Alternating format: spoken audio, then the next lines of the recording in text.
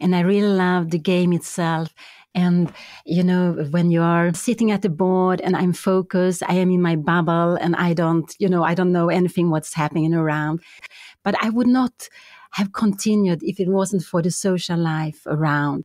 And almost all my friends are chess players, or I met them during a tournament or at a club or some connection with chess. So it just has been a very, very big part of my life.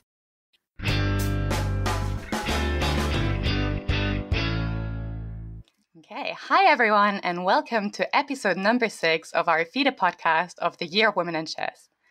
In this podcast series, we will introduce you to some amazing and inspiring women in the world of chess, including players, authors, coaches, journalists, and chess streamers. Today, we don't just have one, but actually 2 amazing and exciting guests for you. Our guests are an unbeatable mother-daughter duo. One of them is one of the world's strongest chess players, who over the last decades more than once was the highest rated female player in the world. And when she won her Grandmaster title in 1992, she was only the 5th woman ever to do so. Her daughter, though also an incredible chess player and woman FIDE master herself, gave her very own twist to chess in her life, as she's one of the most successful chess streamers and YouTubers in the world with over 200,000 followers. I'm super pleased and honored to have Grandmaster Pia Cramling and her daughter, woman FIDE master Anna, as our guests today. Welcome, you two. Thank you. Hey. Thank you. Hi. Okay, let's kick off with what kind of has become a bit of a tradition over the last episodes of the podcast. As our guests are coming from all over the world, we first want to hear a little bit about the country you come from or currently live in, and get a bit of an idea also about maybe what the chess culture there is like. Yeah, do you want to start, Mom?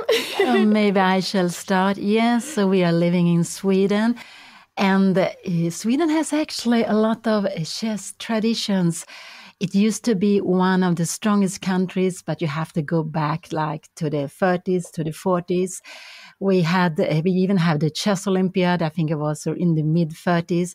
We had a team which was one of the best. And if you take the first interzonals for qualification for the World Championship in the open class, actually Sweden held 3 of the first 4. So that was quite amazing. And we have had a lot of chess traditions, but what have happened with time that they have been, let's say, there have been so many other things competing with chess. So it has gone the way I'm not so happy with. So chess in Sweden, compared with other countries in Europe, we have one of the problems is that chess is not a sport. It's not culture. It stands alone. And it means that there are generally less economical help for the chess. But by tradition, we have had a lot of juniors players. We had a boom with juniors from the middle of the 60s. And there we got Ulf Andersson, who became number 4 in the world. He has been a top player he was a top player for a very, very long time. And we got some other very strong players, but we got also very, very many juniors playing. And then I think that during a long time was the strength for Sweden. We didn't have training for the elite juniors, but we had a lot of juniors players. But now we can see other countries is catching up and they're passing us. And so when it comes to chess, it's a little bit a problem because it's not a sport. It is not so much coverage in the newspapers. And now with the pandemic, we have had a problem. Lots of countries might have that. Lots of players who played in the clubs, they just disappeared and they didn't come back. But we also have got players who like to play at home, who never know anything about the club, never went to a tournament where you play over the board. We have an increasing number of players like that. And some few of them might come to the clubs and play play over the board tournaments too. Yeah, I think that from maybe a little bit of a more young perspective, as I was in high school just 1 year ago, and I could see how people in my age reacted to chess. and how much chess they played and etc. And what I realized was, just like you said, that during the pandemic, as in many countries, I believe, chess became a lot more popular for people that had never played chess before. When I was walking around the corridors of my high school, I would see people watching streamers on YouTube during the breaks, streamers like Gotham Chess or Hikaru. I'd see people play on chess.com, play games. I'd hear people talk about chess. Sometimes I'd hear someone shout, "Oh no, my queen!" In the corridor. And I thought that was amazing, because that's something that I'd never expected to see during my life. So that was really amazing. So I think that in that sense, it's grown a lot. And still, I know that when I go and meet people of my age and I explain what I do, they immediately feel like, wow, you play chess? Wait, that's so cool. I've started to play chess. I played chess after the Queen's Gambit. So I think that everyone, or many people at least, resonate with chess in some way. So yeah, I think that if I would have gone, a question on how does chess look like in Sweden 3 years ago, I would have said that it was very small. It was extremely niched, and it still is when it comes to competitive chess, and it still is when it comes to, I guess, playing over the board and going to clubs, which in that way is sad. But it's definitely, when it comes to just playing online, it's definitely, there's a big boom of that, and there's a lot of people that do that nowadays. Yeah, that's very interesting. I think it's like trends we see all over the world, and with Corona and the Queen's Gambit, I mean, just shifting the whole perception. But maybe we can pick that up a little bit later, because with two people, I thought, okay, we focus a little bit on the chess side and Pia first, just because she's been around for longer. And then like the second part of the episode, we can go a bit more in detail in the streaming and what potential that has. And maybe then you can also tell us a little bit like what streaming life is like. But yeah, let's start a little bit. First focusing on, as I said, like Pia, just because you're kind of somewhat of a chess legend. So you started playing chess in the 70s, and since the early 80s have been one of the strongest female players in the world. And after so many years of playing chess, what is it that still fascinates you so much about the game, or I don't know, the chess player lifestyle? I guess it's that I really have a love for the playing, and I really love the game itself. And when we are sitting at the board and I'm focused, I am in my bubble, and I don't know anything what's happening around. And I really like this, this concentration when the only matter is what happened on the board. So for me, the chess itself, it's just so fascinating, and I love it so much. But I would not have continued if it wasn't for the social life around. And almost all my friends are chess players, or I met them during a tournament or at a club or some connection with chess. So it just has been a very, very big part of my life since many, many years. Yeah, and I think you pretty much played everything that was out there, from championship, OTB tournaments, Olympiads, individual competitions, team competitions. Is there anything you particularly like? Like, are you more like a team player, or do you think that just creates like extra pressure, or do you just like every tournament the way it is, just because they're so different from each other? No, I really like the team competition. I really love the Olympiads when you play the national teams, and it's very special to me now when I can play with Anna. We play together in the team. That's really, the best thing that can happen. And we also have the luxury that Juan, Anna's father, he's the team captain. So we are there, the whole family. And this is really, I think, the greatest moments for me. But there are, of course, also other tournaments I love. But really, when we play in the team, we have a good atmosphere, and playing with Anna, with Juan, and the other girls in the team. This is really, I think, the best for me. And actually, like, the Olympiad is pretty close again, I guess. It's going to start at the end of July. It's going to be in India this year.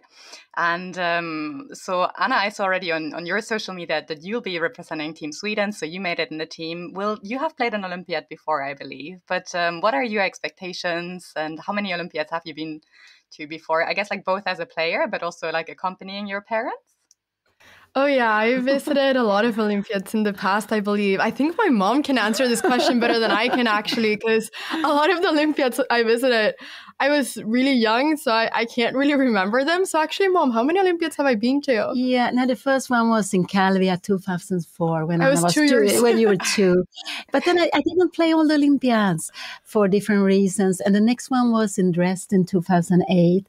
And then there was some time, and then it was Tromsø 2014, and then finally you entered the team. Yeah, okay. So it was 3 times that I visited without playing, and then the 4th time I played, and now I guess this year in India it's going to be the 5th time. Yeah. That I visit. But the second time that I played the first time when I was 14 in Azerbaijan. I am really excited. I think it's going to be really fun. I love team competitions. I participated in the European Team Championship just a few months ago. And I've always really enjoyed team competitions because it feels like there's something more than just your game. You can contribute to your team. So I really enjoy that, which is also a reason why I decided to play the Olympiad. For me, it's a little bit more fulfilling when it's that way. So yeah, I am just really excited. I haven't played that much over the board these past 2 years since I started streaming. But I'm definitely going to be preparing, and I'm excited to bring a whole new repertoire to the Olympiad, hopefully, and surprise people with that, because I want to try to play new things. So I am just very excited. It's going to be a really cool opportunity to participate.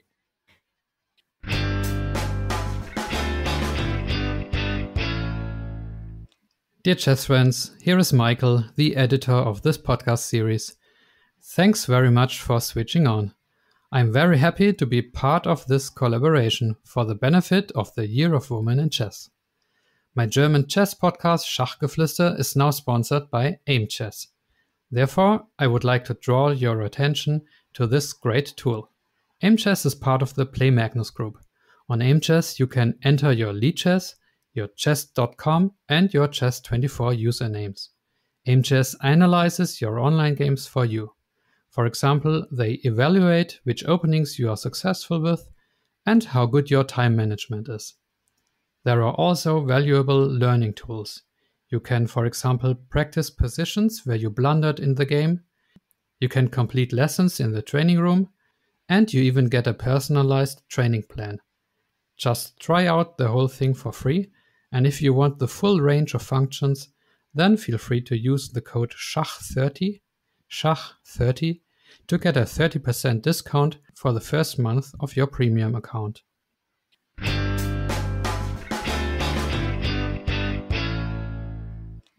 And Anna, do you feel like, because you just said you like these team competition because there's like a bigger goal, but like also do you sometimes feel there's like increased pressure? Or like, for example, do you feel pressure like playing in the same team as your mom? Or does it just, you mean like you get extra preparation and training?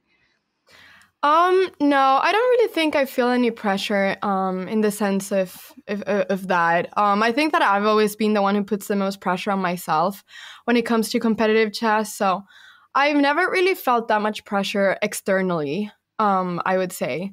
So yeah, I think it's mostly just myself. I enjoy playing with my mom. I actually find it quite relaxing being in the same team as my mom.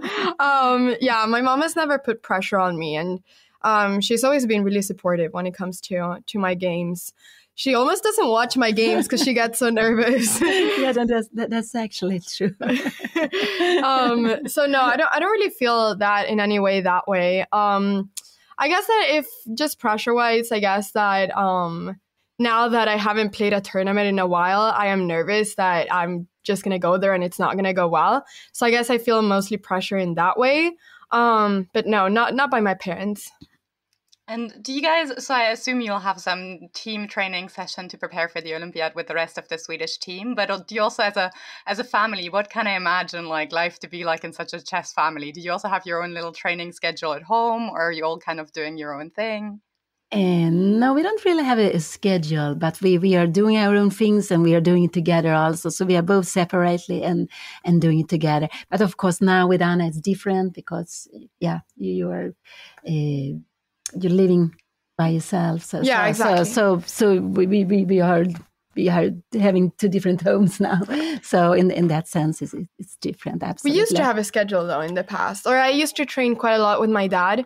So he used to coach me quite a lot. And still when I go to tournaments, both of my parents really help me, especially my dad really helps me with preparation, etc., and analyzes my games, etc. So I would say that, like my mom said, we do a lot of things separately, but everything kind of coordinates. We meet up with everything that we've learned, and we try to learn from each other, or me trying to learn from my parents, better said. But yeah, we definitely help each other a lot. And my parents are always there if I have any chess question or anything. That's really cool. It's such a symbiotic relationship because they help you with your chess, but then they're also on your stream. So it just seems to be working like super well. Yeah, I think so. No, but it's also because I knew that when Anna was small, Anna has been traveling with us since she was 3 months. So it has been a lot of chess for her the whole life. And I really wanted Anna to be in the chess world, or to like chess in the way she wants. Of course, my dream was, when she was very young, I wanted her to be world champion. Wait, was that your dream? I didn't know about this. It's like, because I only knew one way to I only had one relation with chess, and there was competing. But of course, now I realize you can do chess in lots of different ways. And with time, I understand that. And I'm just so happy that Anna found her happiness with chess. She's enjoying it. She's doing it very, very much. And so I'm very, very happy that she's coming now to the team. She has her stream, but that chess is a big part of her life too, because it's a very big part of my life also. And then we have something together. Yes. Oh, that's really cool. I think there's like, so many new opportunities that open up in chess over the last years, whether it's with like streaming or like also like the media work very much changed their podcast now. So loads of people that find like a different way to somehow integrate chess in their life. One new format actually is still tournament related, but it's also kind of innovative. I'd like to speak about is the Battle of the Sexes that took place in Gibraltar earlier this year. Because it's a very interesting concept. So basically, I think there was a male and a female team that were put together. So they had players with approximately the same rating and the same average age. And you were captaining the team, Pia. So what do you think of that format? Yeah, I guess it was because I was the veteran player in the team. No, I was very honored. I was very pleased to be asked if I wanted to be the captain for the ladies team. And I think this match was just fantastic to organize, because it was, like you said, that it was not only a female team, a male team, but the players was also picked out. So at the level should be about the same. The average age should also be about the same. And so there shouldn't be so much difference between the players, between the teams. But actually there were, because you are picking the players, but the rating changed every month. And in the end, the male team was actually higher rated. And I think the final result was more or less what should have been according to ratings. So Mr. Ihre was perhaps right there. But it was just very, very nice to play this match. We had a very lovely atmosphere. And I just, this is a way of encouraging women, to helping women when you organize chess events where women are a big group, or here we were half of the players. So I think these kind of events are so important. And I played matches before. In the past, we played the ladies against the veterans, but then the teams, if you were looking at the rating, we look at the age also, there were big difference. And here we had two teams who were more similar to each other. So it was a very fighting match. I think we had a little bit bad luck. We had a player who got ill, but it was very exciting, very fighting. And in the end, we didn't win the match, but we got a lot of experience, and we hope for revenge. I thought it was a great concept. I was rooting, of course, in front of my computer for the women's team, and I had a really strong start. And in the end, as I said, a bit of luck. And they're always really tight matches, but it was super interesting to watch. So yeah, hopefully we'll see more of that. Absolutely. Yeah, so I guess like one of the other tournaments that is like kind of a big every chess player's dream of attending once, at least, is the Reykjavik Open. And Anna, you participated this year and played a very nice tournament actually, and finished as a third best woman. Was this your first over-the-board tournament again since Corona? This was my second over-the-board tournament. I think my first one was the European Team Championship in Slovenia in October or November 2021. But this is my first open tournament in a very long time. Since the pandemic. So in a way, it felt almost like my first tournament, because open tournaments and team tournaments are a little bit different. But yeah, it was an amazing tournament.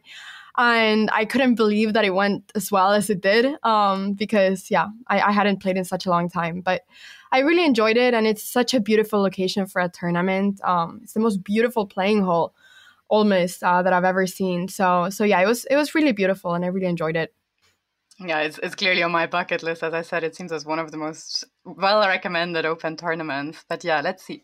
One of the topics I wanted to pick up actually is that, because, I mean, like, undoubtedly it's like an exceptional tournament, but we also had issues with one of the female participants actually this year speaking up after the tournament about harassment during the event. And we all know that speaking up about such topics takes a ton of courage. And whereas there was a lot of support online from people like being like super supportive of people speaking up, there was also some people doubting the experiences or even victim blaming. And Anna, you took a standing on Twitter then, if I remember correctly, saying that you were there and backing the story, and just talking also about the battle of the sexes, and that it's nice to sometimes have tournaments with like a bigger mass of females. What do you think, like, with harassment happening every now and then, what should happen at tournaments but also online for this to be tackled somehow? I think it's important that when these things happen, that they get dealt with and that people know the consequences of these sort of things. I think that the hard part is that when you're in a tournament and something happens, for the victim, it can feel unsafe for them to speak up about it whilst the other person is still there, which was what happened in Reykjavik, which was why everything was told later, which I think is really common.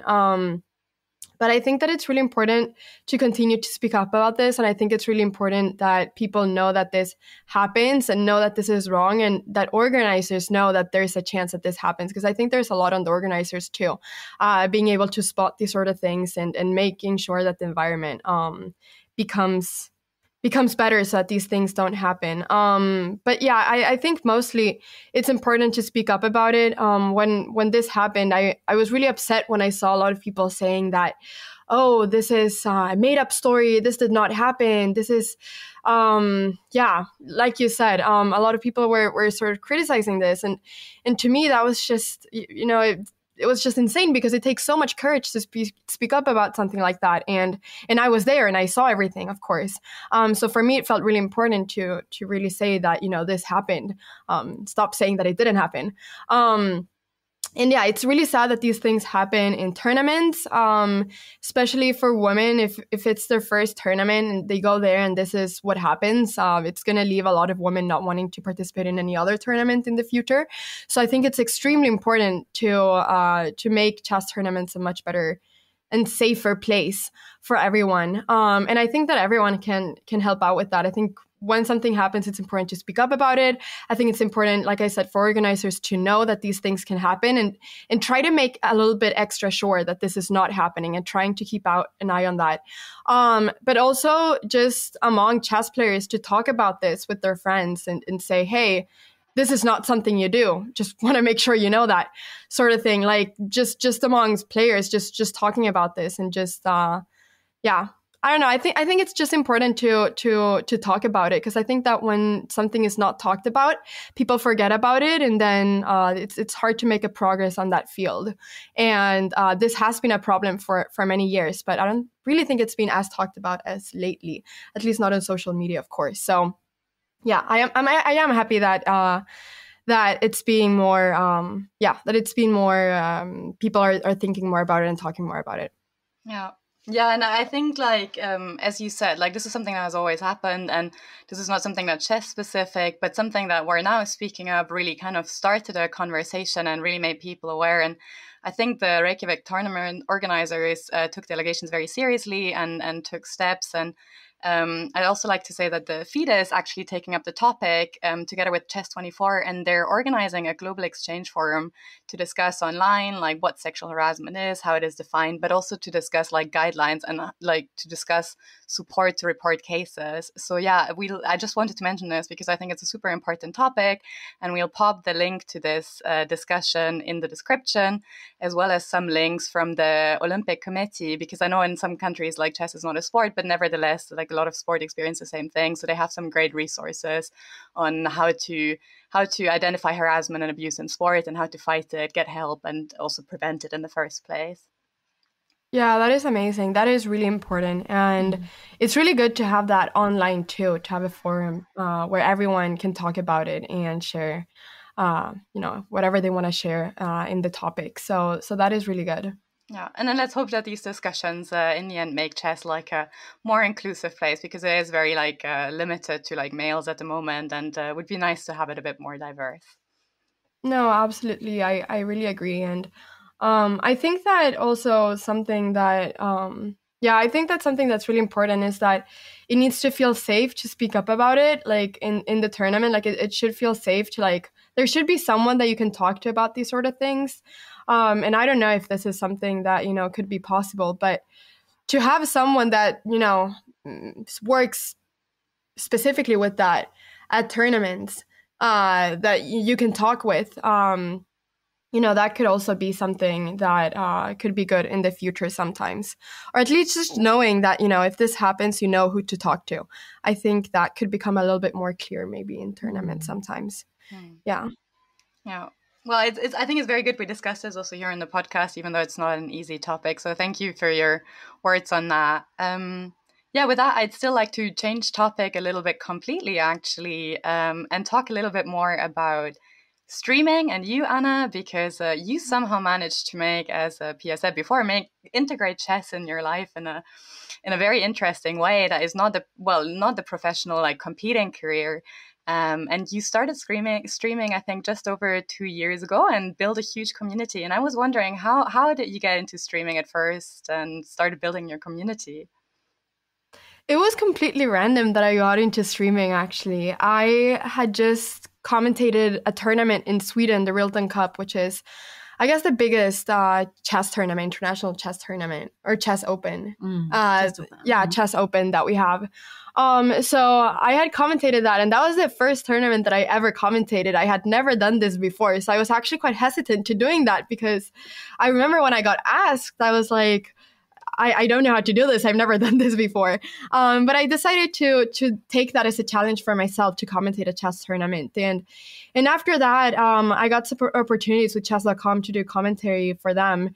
And I didn't really know what streaming was back then. I really had no idea. I just thought about commentating chess. That was everything I knew. And I knew that you could do it on this platform, but I was really, really new to streaming. But then after I did commentary for chess.com, I commentated actually together with my mother, the Women's World Chess Championship match. A lot of people started saying that I should start streaming. And I remember really thinking, I can't stream.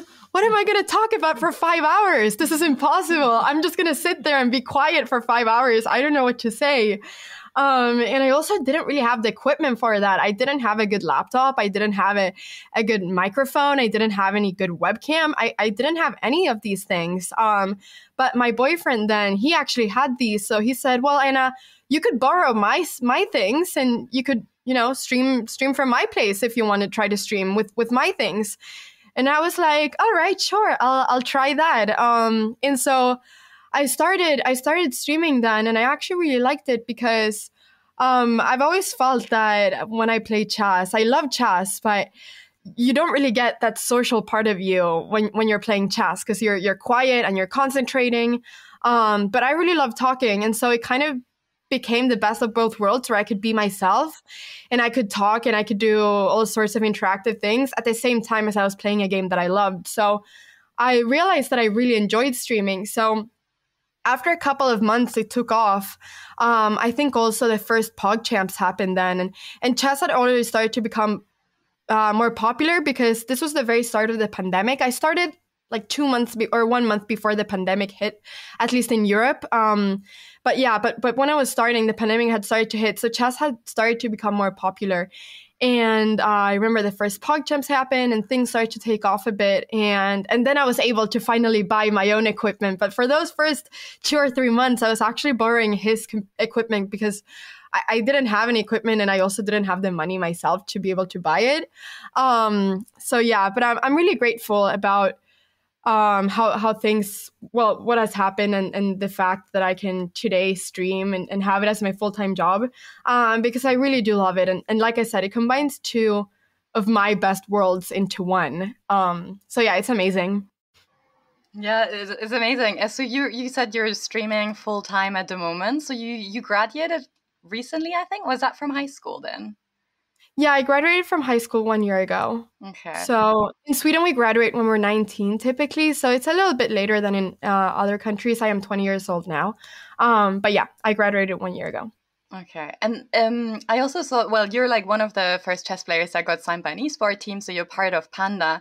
Now, for our listeners that are not super familiar with esports or these teams, what exactly does it entail to be part of such a team? What does it mean for you to work for them? Well, I think, first of all, I think it just means a lot that chess is part of esports team. We have a few different streamers that are part of different esports teams. And I think that just a few years ago, it would have been really hard to imagine chess players or chess streamers being able to be part of such a thing, because I guess chess wasn't as much of an esport then as it is becoming now. So I think that what it truly means that we have so many chess streamers that are part of different esports teams. It's just that it's amazing that the chess can have an audience when it comes to esports as well. In my team, in Panda, there's a lot of fighting games. So a lot of people are Super Smash Bros. Competitive players, lots of different games. But I am the only one that does chess. So I think it's really amazing that a team like Panda wants to have chess in their roster, and that they feel like that complements the team. I think that's the best part, and they have supported me a lot. When I was now in New York, I was there a few weeks ago to film YouTube videos and to stream from there. They actually sent a videographer who helped me film everything. So they've been really supportive in trying to make chess as big as possible. And they're a big fan of chess and they want chess to become even bigger. So I think it's been amazing and I'm really, really happy with them right now. Yeah, it's really cool. Like, as I said, it's like a completely new world opening up for chess, I guess, this whole esports, and maybe it's for sure it's a great opportunity to have new players and make chess more inclusive also to a lot of people that would have not traditionally ended up in a chess club, I guess. Yeah, a lot of people watch different esports teams, and many people have an esport team as their favorite team, maybe because of one of their rosters or anything. So when they then see chess being part of that team, all of a sudden chess becomes a little bit more relevant for them. So there's definitely a lot of people out there that would not have discovered chess if it wasn't because of the fact that chess players have started to join these different esports teams. And I hope that in the future we see even more players joining esports teams, because then we could create things in that too. Maybe leagues, maybe there's a lot of different things that could happen. And I think it's really interesting to see what turn that could take too. Yeah. Pia, how do you feel about Anna streaming? Like when she started, first of all, I guess it's like quite a new world for everyone. And then I guess especially in like, I don't know, I want to say like the elite chess, like people were a bit like doubtful at the beginning about these things like the PogChamps, like where lower rated players were playing. What is your opinion about all this and the streaming itself? Yeah, no, when Anna was commentating in Rilton Cup, I was like this, what? Are you going to commentate when you can play the tournament? And I was a little bit disappointed, actually. I was like this, but then she was commentating. I didn't know about this either. No, I was, are you sure you want to do this? Because that's what I said before. For me, I always been competing. I didn't know anything about anything else doing with chess. But then I saw that Anna enjoyed it so much. It was great. And then she was commentating the World Championship match. I was also there with her to help a little bit to support. And then when she wanted to stream, it was again, oh, no, are you sure you want to do this? But it was because I didn't know anything about it. It was just, I didn't know what streaming was. So I was a little bit afraid there was something new. But now afterwards, I've seen how much she enjoys it and also how much Anna gives to chess, because there's so many people who doesn't go to clubs or whatever, but they can see her. They're maybe not so strong players, but they can see that chess is great. Chess is very much fun. So it's, I think it's just, the streaming with chess, the online chess is just fantastic for us. And we have to accept that this is part of the future. And with the PogChamps, that they have players who are maybe not so strong chess players, but they're very strong in other fields. I think this is just great for chess, because they get a lot of people who doesn't know anything about chess to be interested in chess. They themselves maybe start playing more chess, and they give chess a huge audience. So no, I only see this as something very positive for chess, because I always had this love for chess, and I just want as many people as possible to have the chance to discover chess. But of course, chess is not for everyone. But like that, you can see that it's more widespread. So no, I think it's just great. And actually, I've seen you on quite a few of Anna's streams as well. So you're, well, sometimes now a co-streamer, I guess. Yeah, not streamer, but I'm joining her. Absolutely. Yes. No, I think it's nice when but okay, sometimes I'm commentating, sometimes we maybe even playing or some hand and brain. But it's fun. But okay, it's now and then. But of course, when Anna wants to, because Anna likes to make a lot of different things. And when she wants me to join or Juan, her father, to join, of course, we enjoy that. Yeah, I think it's what I really enjoy on Anna's channel is actually like it's such a broad spread on like content. You know, there's like, of course, like you playing yourself, but then there's like the session with your parents, and then there's like some which are for beginners, and then there's also like, I don't know, like I feel like you're still using your platform to also bring like some, for example, analyze some of your mom's games, whether they're from the Women's World Cup or from the Battle of the Sexes. So I think it's like a great platform. Yeah, I try to do a lot of different things, because I think that you can do a lot of different things with chess.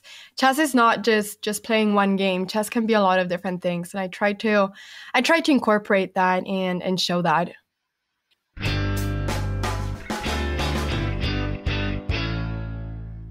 Love chess, love tennis?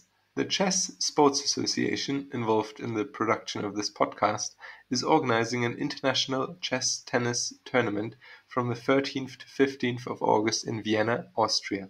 Sign-ups are still possible, so come join us for chess, sport and fun. The link is in the description below.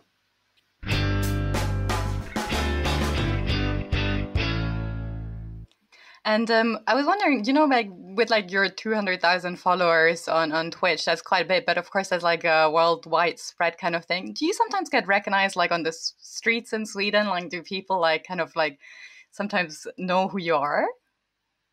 I do, yeah.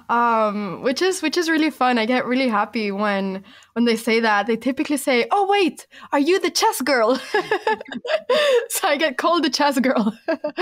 And I think it's really fun. I actually got recognized in the Los Angeles airport when I was on my way back home from the US, and I thought that was crazy because I was in this huge airport in the other side of the world for me.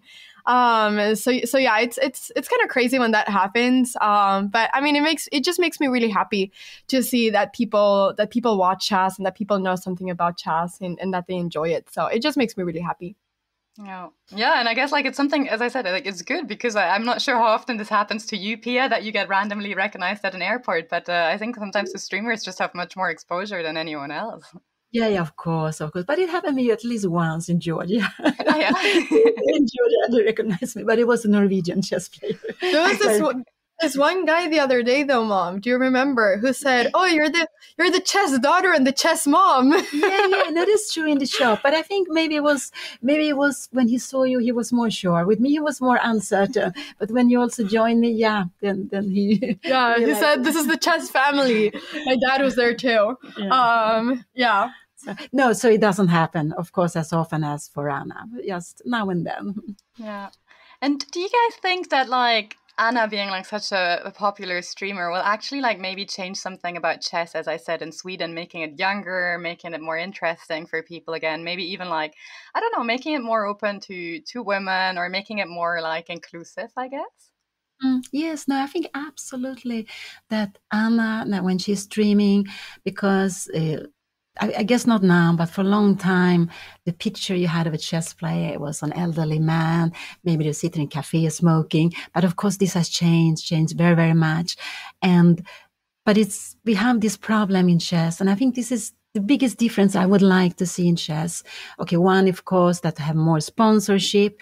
But also we need to have much more women. We need to be, my dream has always been that we are about equal number in the gender, women and men. But of course it will take time. And then to have one young girl who is streaming and with Anna is very positive, very enthusiastic. And I think it's just really great. And I can already see it on some of the girls. Some of the girls have said, not that they will want to become professional chess players, but they want to become a streamer like Anna. So I think she is, and I also, when I speak with chess players, they can say, my son or my daughter, they like to go into stream and they have seen Anna streaming. And it's not only in Sweden, it's in other countries too. But I think actually, yes, that she's doing what she's doing will make a big difference. It will absolutely help. So it's but okay, we have to take a bit of time because Anna is a new phenomenon that we have because we have extremely few girls in Sweden, few women. So if in the world the situation is bad, in the Nordic country, especially in the Nordic country, the situation is normally dramatic, and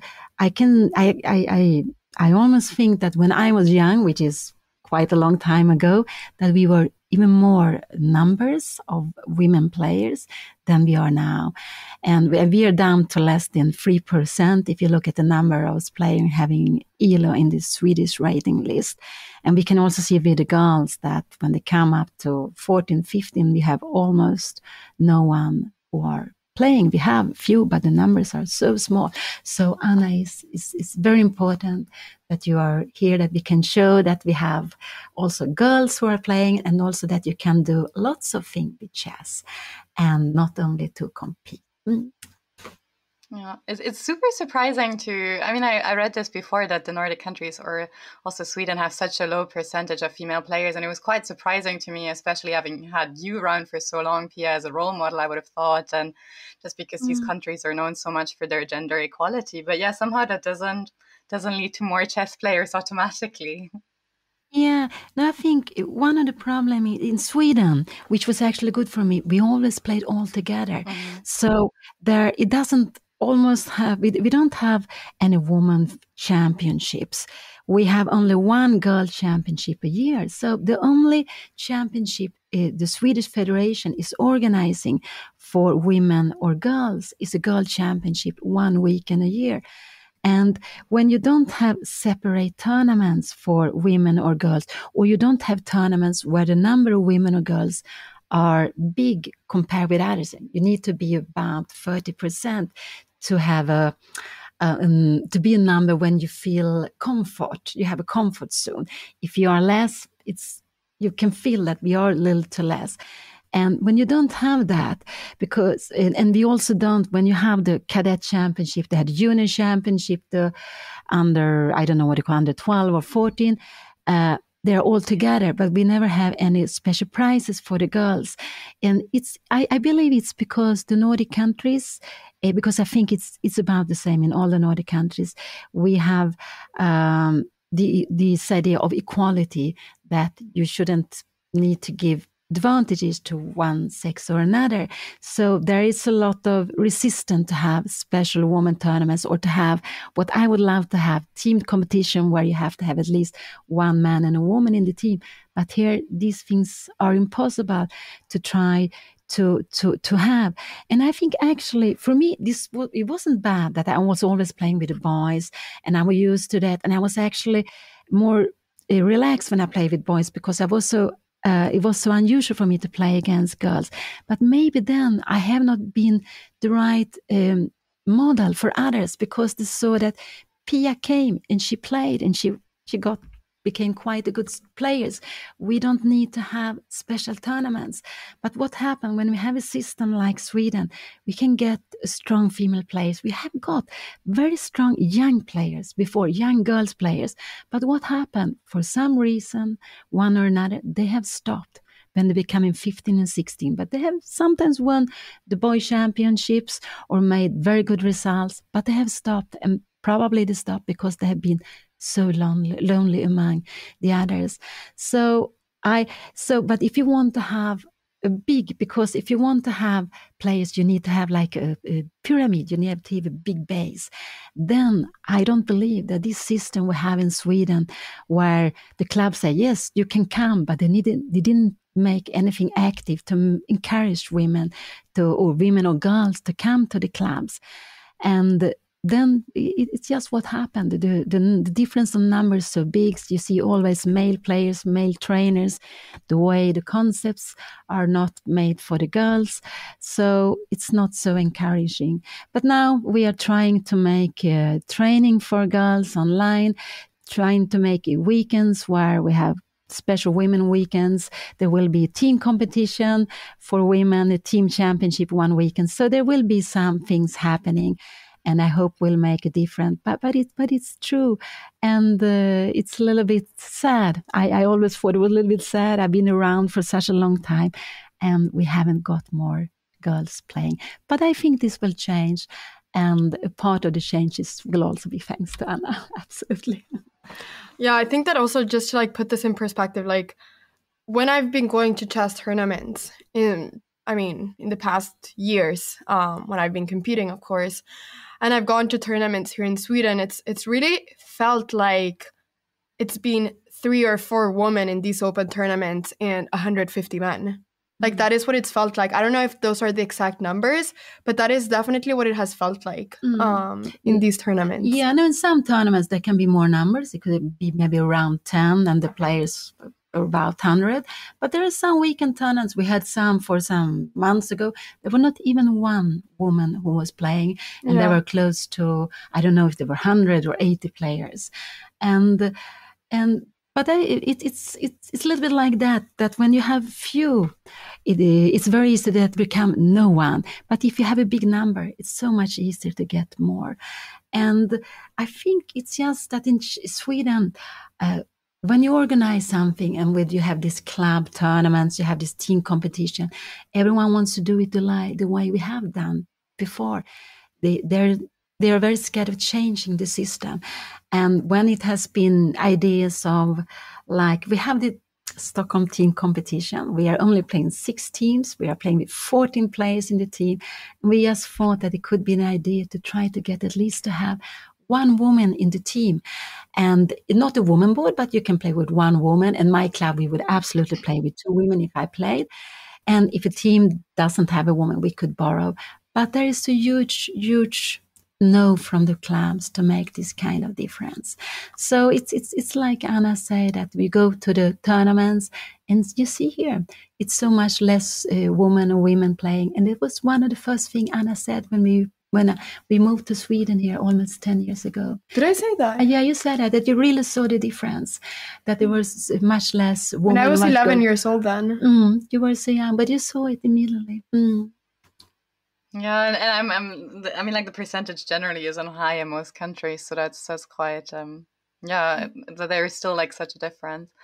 Well, can I only say one thing? I forgot to say one. Can I say that? Of course. Yeah, no, because we in Sweden we have something which is very unique, but it's just really great. When the children go to 4th grade in lots of schools, not in whole Sweden, but all over the country in lots of schools, they are training chess and they play a competition which is called Chess 4. And in that competition, because you play a whole class, and when you play, it's the team, and you get the point. Even if you're there, even if you lose, you get the point. And the idea is, of course, the little team competition. You get together, you're training chess. You use what chess can give you, concentration, and other things. And in that competition, normally, because it's from a class, we have about half girls and half boys. But the problem we have is that after this competition, which is usually only during 1 year, 99% are they stopping chess. So otherwise, we have also something else which could bring us more girls to play, more juniors, but we don't get all these players. We could get almost no one of these players to keep on playing. Yeah, a lot of times when I talk to girls that are my age and I tell them that I play chess, their first reaction is, oh, I played in this chess tournament when I was in 4th grade, which is the tournament that my mother was talking about. And that is everything they know about chess. So, but I think it's awesome because then they know something. They feel familiar with chess in some way. They can share their own experience with chess and how they perceived it when they were that age. So I think it is a really good thing that we have that in Swedish schools. Yeah, no, it's really very good. And it happened. Sometimes I met photographer from newspapers, and they said, I played chess when I was a kid. I played chess 4. So this tournament, even if everyone is stopping playing, they get to know about chess, and hopefully they have a positive picture of chess. And when their children perhaps got to play chess with their school, they remember that, and maybe they later on want to do something with chess, but they get to know chess a bit. So it's very good, this tournament, and it has been going on for a very long time now. Mm. Yeah, I think chess in schools has a great potential because I think there's a trend we see in a lot of countries that just the female percentage there is so much higher. And I guess one of the things we have to figure out is how to make sure if people want to stay, of course, if people don't want to play, they don't want to play, but like to make it easy for them to stick around if they want to stick around after. One question to follow up on a bit is because this podcast is part of the FIDE Year of the Woman in Chess. So basically FIDE also decided to put this in a bit of a focus this year. And one question I would have is there any ideas or what you would like to see from the FIDE, besides this amazing podcast, of course, to support women in chess? And I don't know whether it's tournaments or just funding or any idea. If you could dream of anything, what would it be? Of course, there are lots of things to do. I'm very happy now when I see that when FIDE organized any kind of tournament in the open class, you had a Grand Swiss, you make it equal for the women. So when you have the word cycle, you have to make the system equal for both, in the open class and the women class. And of course, I would really like to see more support for perhaps tournaments where we have women competing together with men, maybe to have tried like in Gibraltar. I think Gibraltar has been amazing because they have had an open tournament now for almost 20 years, and where they have inviting women, they have had these special prizes, they have given conditions to women, and there the number of women has been so much higher in another place. And that's why the women really have loved to go and play there, because they've seen that I'm not alone. I'm there together with lots of others. And of course, Gibraltar has also been very special because they have made a lot of effort to make the tournament not only very strong, the strongest in the world or one of the strongest, but also to have all the social activities in the evening, so you get to know each other. And that's so when you play a tournament, even if you don't win a prize, you have lots of nice memories to take with you back home. But yes, I think I would really like to see somehow encouraging other tournaments to make events where you have a lot of women's, but not only only women's where you play alone, but you play together. Like this match now in Gibraltar, where we have this battle of the sexes. We had a woman team against the male team. And because I believe that it's very important for women that we have both things. We need to have special events for women, of course, because the number is very low. It's very, very important. And I think Sweden is one. Oh, you can see the evidence what happened if you don't have it. You don't get the women to play. But also, you really need to have to try to encourage women to see that when you play in other tournaments, you play in open tournaments and you're a big number, it's just very, very lovely too. So this is what I'm thinking of just now. And yeah, I don't know. Yeah, I think also popularizing women's tournaments and women playing in tournaments. I know that FIDE has done that quite a lot, but continuing doing that and just broadcasting in a good way women's tournaments and doing a lot of PR, etc. And just talking about more women. I think those are really important things. Yeah, and there's another part. I'm very happy when I see commentary from different tournaments, because if you go back, I don't know how many years, there were always male commentators, but now normally you have one woman and one man, and I think this is just so nice to have it, and really to keep on with it. And of course, when it's a woman event, you must have at least one woman who is commentating.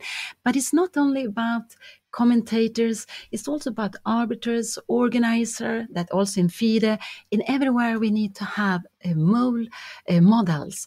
We need to have role models, and with female players or arbiters or whatever. Yeah. That's really so important. And I wanted also to say that when the pandemic came and we couldn't play the Olympiad in the normal way, and when FIDE organized the Olympiad online, I was so happy to see how they put the team.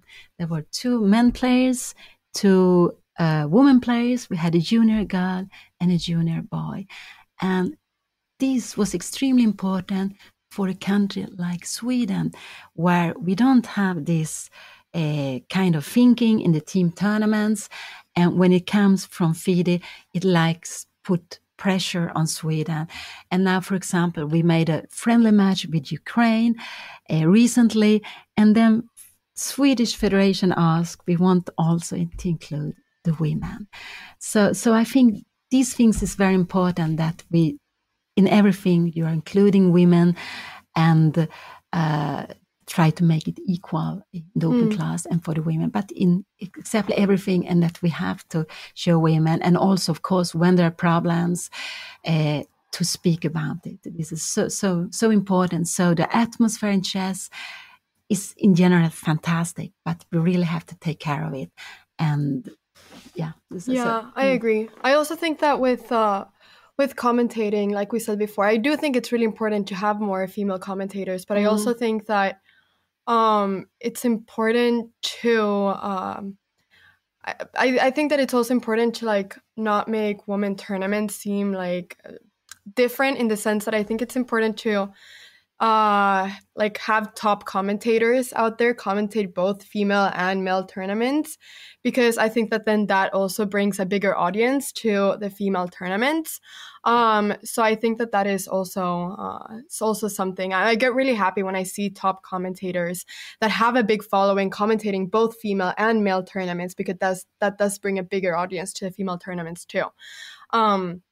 But I also really agree on having more female arbiters and just more female presence in chess tournaments. They don't have to be players, but people that work there. Because like I said, I think that would also help. If something happens in a tournament, it would help the players feel a bit safer when it comes to like talking about it. I think it could create a safer environment in tournaments, at least. Absolutely. Yeah, some really good points. And I think especially with commentating, actually there seems to be a lot of equality, and people really realize that you have to be, of course, a strong player, but it's also about like having a great personality and just liking to commentate and taking, so like I think it was a whole new idea. Okay, well, we're pretty close to the end. There's one thing I'd actually like to try out with you, which I didn't do before, but I think it's quite interesting as there is 2 of you. So I'd like to trial a quick fire round kind of to finish off, which means I'll give you 10 questions and to see how similar or different you are in your chess style, but in everything. Basically, you just have to answer quickly. We can maybe start with Anna first and then Pia after. So yeah, if you're ready, then I'm going to start popping out my questions. Okay. Yeah, I'm ready. So first, E4 or D4? D4. Mom. D4. Okay. Yeah, D4. Yeah. Then tactical or positional? Tactical. Positional. Then opening or endgame? Opening. Endgame. Morning round or afternoon round? Afternoon round. Afternoon round. Chess is an art, a sport, or a science? And, well, all of them, but art. All of them but sport. During the tournament, you rather spend the evening preparing or relaxing? Relaxing. Relaxing. What is your favorite chess player? Kasparov? Mine used to be my brother and the coach now. And so I don't know. Maybe Juan, maybe Anna's father. Yeah. Okay. 8th question. What's your favorite ever tournament? Gibraltar. Okay. Your favorite drink during a chess game? Water. Green tea and water. Mm-hmm. And if you wouldn't be playing chess, what would you do instead? Make YouTube videos, do what I do, but without chess. I would work with something with economics, I think, because I like so much numbers. Well, that was very interesting. I have to say, I thought you guys be especially more similar in your chess style, but there was quite a lot of difference. Very interesting. Well, thank you very much for that. It was an absolute pleasure to have you on the podcast today. And we'll be very looking forward to seeing more of you, watching you play the Olympiad and looking into your streams. Thank you so much. It was really fun being part of the podcast. Yeah, no, it was very, very nice to be here. Thank you so much.